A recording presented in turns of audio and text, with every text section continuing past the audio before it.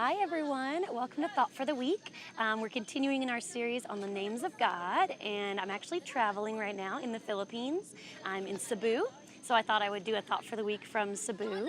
Sometimes when you're traveling, it can actually be quite lonely. Those of you that travel for work, you know this. So I've been thinking a lot about the name of God, Emmanuel, which means God with us. And we think about this a lot at Christmas, but it's a reality for us the rest of the year as well. So we're looking at Emmanuel today, the character of God, that he is with us all times. And one of the first places we see this is in Isaiah.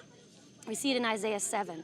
And King Ahaz is the ruler of Judah. And two of the other kings are trying to attack him. And they try to attack his city, but they're not able to overtake him. But he hears the rumor that they're coming, and he gets really afraid.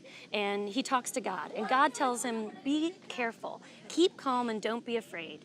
Because of these two smoldering stubs of firewood, he says, it won't take place, it won't happen.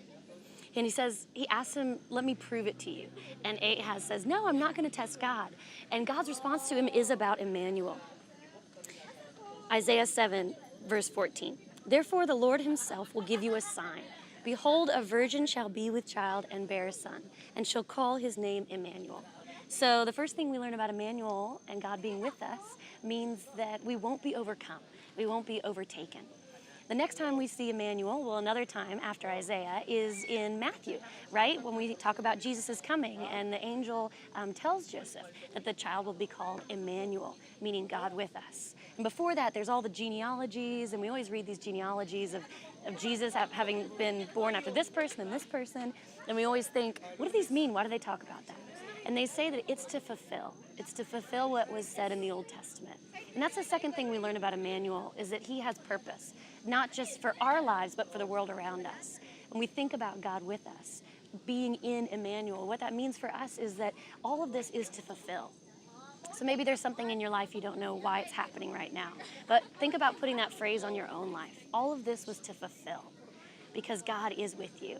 And the last thing we know about Emmanuel is that he is with us, literally with us, God with us. And what does that mean to us? Well, that means his presence is with us all the time, no matter where we are. And before Jesus came, it was hard to know what God was like. It was a vague sort of notion. He would reveal himself and then he would hide himself again. But when he came incarnate in Christ, we saw him for who he was.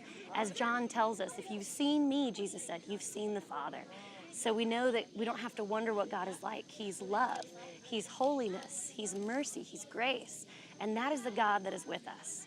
So because you have Emmanuel with you today, you know that you won't be overcome.